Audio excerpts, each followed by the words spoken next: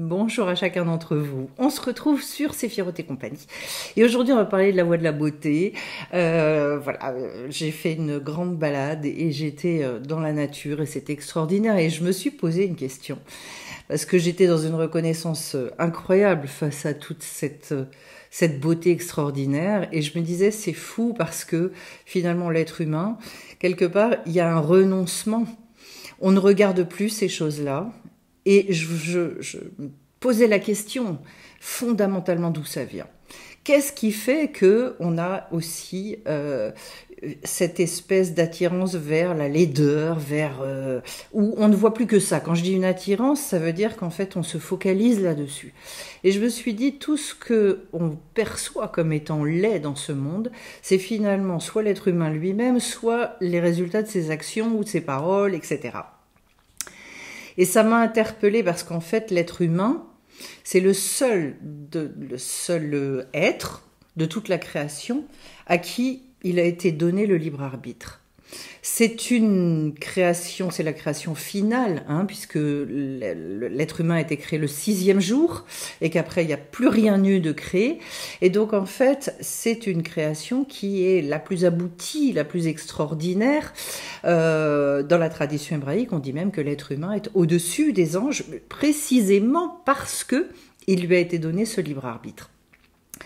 Et donc, en fait, comment retrouver cette voie de la beauté? Comment se reconnecter et comprendre ça? Alors déjà, il y a une première chose, c'est de comprendre que chez nous, intérieurement, il y a cette part-là, cette part d'infini, qui est une part extrêmement pure, qui vient de notre neshama, ce qu'on appelle la neshama, c'est-à-dire un des degrés de l'âme, et que on a des aspirations absolument extraordinaires. Et quand on regarde à ces aspirations, ces idéaux, ces valeurs que l'on porte, et quand on regarde à ce qu'on arrive à exprimer, il y a une différence qui fait qu'on est, je dirais entre guillemets, déçu, et qu'on nous a habitués à nous identifier à, je dirais, notre incapacité, nos erreurs, nos ratages, etc. Et donc, il y a beaucoup d'injonctions chez l'être humain par rapport à ça. Et surtout, il y a beaucoup de désespérance. Il n'arrive plus à percevoir finalement cette beauté chez lui. Il y a, je dirais, comme une espèce de brouillard, de nuage noir qui fait qu'en fait, il ne regarde plus que à ça. En fait, dans la tradition hébraïque, on nous explique que ça, ce ne sont que des écorces. C'est quelque chose qui entoure une lumière absolument extraordinaire. Et que l'idée, c'est d'aller se focaliser et retrouver la force pour ne regarder qu'à cette lumière-là, qu'à cette beauté intérieure, pour être capable aussi de s'émerveiller de ça, et donc de s'émerveiller de nous-mêmes. Pourquoi est-ce que c'est extrêmement important? Parce que d'abord, il n'y a que quand on est dans cet état d'esprit-là, qu'on arrive véritablement, justement, à pouvoir exprimer cette lumière-là. Si je ne regarde qu'à mes incapacités, si je ne regarde qu'à mes souffrances, si je ne regarde qu'à ce qui ne va pas, ce qui ne fonctionne pas, alors à ce moment-là, je vais investir toute mon énergie là-dedans. Et effectivement, je dirais, c'est comme si notre neshama, qui, elle, est une partie d'âme qui est complètement pure, elle n'avait plus d'espace pour s'exprimer. Et donc, elle est là et elle attend. Et pendant ce temps-là, en fait, je dirais que toute l'autre partie, qui ne sont que des écorces, prennent tout l'espace, toute la place. Alors comment ça fonctionne? Et je vous invite, pour ceux qui ne connaîtraient pas, à aller regarder la vidéo que j'avais faite sur le Yetzer Hara, le Yetzer Tov, le bon penchant, le mauvais penchant, enfin le mauvais et le bon, dans ce sens-là au niveau de ce que je viens de vous dire, pour comprendre un petit peu qu'en l'homme se trouvent effectivement deux polarités. Deux polarités qui sont là pour le mettre en mouvement, qui sont là justement pour lui donner à cœur de continuer à avancer et lui permettre à un moment donné, quand il est suffisamment mûr, d'exprimer cette lumière qui est à l'intérieur de lui. Pour dire les choses extrêmement rapidement. Ça veut dire quoi? Ça veut dire que ces nuages noirs, toute cette obscurité, en fait, n'est là, je dirais en fait, ça n'est qu'une forme d'illusion. Et c'est là pour renforcer l'être humain, pour qu'il arrive à exprimer ce qui est le plus pur et le plus merveilleux chez lui. Et donc, quand on veut découvrir ça, c'est vrai qu'il y a un travail de nettoyage à faire. il y a un travail d'épuration, comment dire, de tri, tout ça on va le retrouver d'ailleurs dans les archétypes des 22 lettres hébraïques ou des 22 arcanes majeurs du tarot aussi, de manière moindre dans le tarot, mais de manière extrêmement forte. Il y a un chemin pour réussir ce challenge-là. Et qu'en fait, je dirais, on s'incarne pour ça. On vient pour ça. Pourquoi est-ce qu'on s'incarne et pourquoi est-ce que c'est si important? C'est parce que dans l'incarnation, on va avoir le choix de réaliser cette chose-là ou pas, de vouloir le faire ou de ne pas le faire. C'est-à-dire qu'en fait, là, et c'est toute la beauté de l'être humain, malgré ses maladresses, et malheureusement à cause de son ignorance, il aimerait bien y parvenir, mais il n'y arrive pas. Et le problème, c'est qu'il se décourage. Il se décourage parce qu'au lieu de regarder justement à cette beauté, à cette lumière et à tout ce qu'il contient d'extraordinaire chez lui, il va regarder et va se focaliser sur ce qui n'est qu'une illusion, sur ses incapacités, sur ses ratages, etc., etc. Ça, c'est dramatique.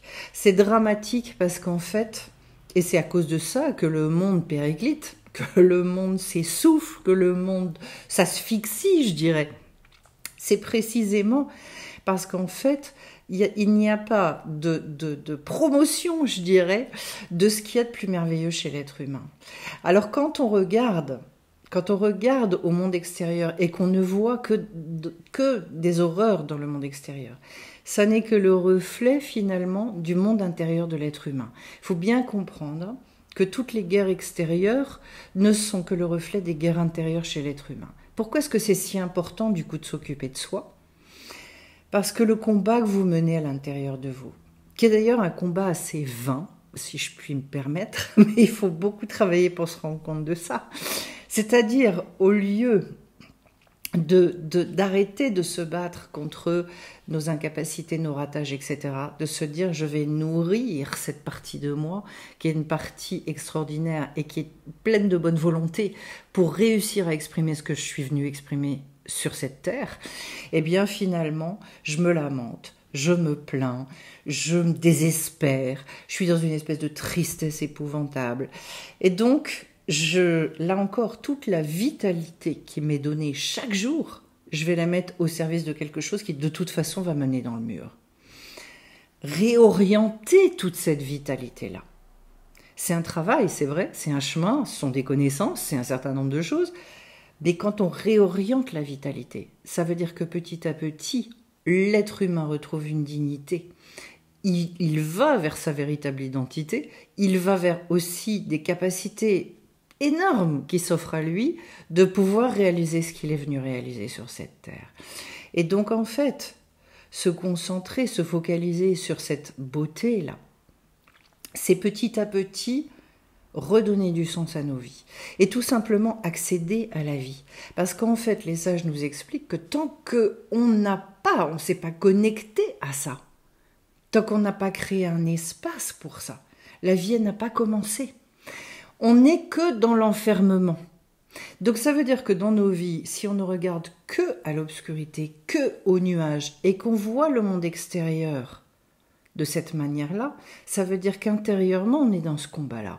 Et que finalement, on vit dans cette espèce d'obscurité intérieure, au lieu d'ouvrir grand, je dirais, les portes du cœur, d'ouvrir grand les fenêtres, et de venir laisser balayer toutes ces pensées, ces tristesses, ces difficultés, ces lourdeurs que l'on porte en nous, pour que petit à petit, justement, en faisant ce tri-là, en faisant ce nettoyage, le cœur puisse s'ouvrir et puisse s'ouvrir à tout à fait autre chose. Et c'est pour ça que les sages nous expliquent que ce monde, ils disent, ce monde est un monde de mensonges. Ça veut dire quoi ? Ça n'est pas du tout au sens de tout le monde ment. C'est rien à voir avec ça. Ce monde est un monde de mensonges dans le sens où tout ce que l'on voit à l'extérieur n'est qu'une illusion. On a en fait un pouvoir créateur absolument incroyable. La seule chose, et pourquoi est-ce que l'être humain, il est dans cet état-là aujourd'hui, de tristesse, de désespérance, etc. Quel est je dirais, la base de tout. Qu'est-ce qui fait que le monde est dans cet état-là et que l'être humain, il prend pas les choses à bras-le-corps et qu'il n'arrive pas à exprimer cette lumière-là? C'est tout simplement un manque de Emouna. C'est-à-dire que fondamentalement, il ne croit pas véritablement à qui il est. Il ne le sait pas. Il y a beaucoup d'ignorance aussi. Et que finalement, et également qu'il veut tout faire par ses forces. Au lieu véritablement d'apprendre à connaître ce monde spirituel, d'apprendre à connaître sa neshama, de commencer à comprendre qui il est, ce pourquoi il est venu sur cette terre, etc., il va vouloir tout faire par lui-même. Et ça peut pas marcher. Alors, quand on prend un peu de bouteille, on s'en rend compte et on se dit, oh là là, non, il y a un moment, il va falloir changer de manière de faire, parce que de toute façon, ça ne m'amène que dans le mur. Donc il y a un chemin, bien évidemment, il y a certaines connaissances à acquérir. Mais déjà, la base de tout, c'est d'avoir la émouna, d'avoir la confiance, la foi dans le fait qu'on est autre chose que des ratages, des ceci, des cela, des mauvaises pensées, et je sais pas quoi. Et déjà, et je vous invite véritablement à vous poser cette question, à prendre un temps, un moment, où vous vous asseyez, où vous allez dans la nature, et vous vous dites, mais vraiment, mais si j'écoutais, en fait, une autre voix que cette voix qui est sans arrêt en train de me taper dessus. Vous comprenez le combat intérieur, à quoi il ressemble. C'est-à-dire qu'en fait, je suis constamment en train de me battre contre ce fameux Yetzerara, qui vient me susurrer à l'oreille des choses qui sont fausses, des choses qui n'ont aucun fondement, aucun sens, et moi je donne du crédit à ça. Et là-dedans, je reste complètement enfermée. Et le but, c'est de récupérer la possibilité de se dire, mais en quoi je crois? Fondamentalement, en quoi je crois? Est-ce que je crois que je suis ça? Est-ce que je m'identifie à ça? Ou en fait, je suis complètement autre chose? Je suis un être complètement différent de ça. Ça, c'est, je dirais, la toute première, le premier pas à faire pour pouvoir se renouveler entièrement et pour pouvoir transformer sa vie, arriver à une véritable liberté, puis et la joie, et l'enthousiasme, et l'envie de se lever chaque matin pour se dire je vais profiter, je vais kiffer de chaque seconde de ma vie. Ça, ce chemin-là, c'est un chemin qu'on peut tous emprunter. Ça n'est pas une question de niveau ou de... C'est valable pour tout être humain qui vient sur cette terre. Et donc, si à un moment donné, c'est Hillel Azaken qui a dit ça, si c'est pas maintenant qu'on fait ce chemin, ce sera quand? C'est-à-dire, pardon, et la grande question, elle est là. C'est jusqu'à quand je vais m'identifier à ci ou à ça? Et est-ce qu'à un moment, je ne dois pas prendre conscience, avoir une espèce de déclic dans ma tête, qu'en fait c'est ma priorité absolue? Pourquoi? Parce que si je considère que je suis un être créé, que j'ai une part infinie, et qu'effectivement il y a une vie qui existe, qui est une vie pour l'éternité, dans quoi est-ce que je dois investir? Est-ce que je dois investir vraiment pour quelque chose qui est éternel? Ou alors je ne m'investis que pour des choses qui, de toute façon, sont toutes des choses qui vont disparaître à un moment donné. Et donc, si c'est pas maintenant, c'est quand? Voilà, ça, non seulement c'est une vraie question pour cette vie-là, qui est une vie qui s'arrête jamais, mais c'est aussi une vraie question pour pouvoir traverser chaque incarnation avec un maximum de joie, en réalisant tout ce qu'on est venu réaliser, pour pouvoir participer aussi à ce projet fabuleux, qui est le projet d'une humanité qui réussisse à vivre ensemble, et donc de pouvoir être participatif, je dirais, d'avoir un cœur, et de retrouver un sens à sa vie qui est extrêmement puissant. C'est exactement ce à quoi nous invitent les sages de la Torah, en nous délivrant des conseils qui sont absolument merveilleux, absolus, et puis d'une efficacité redoutable, je dirais.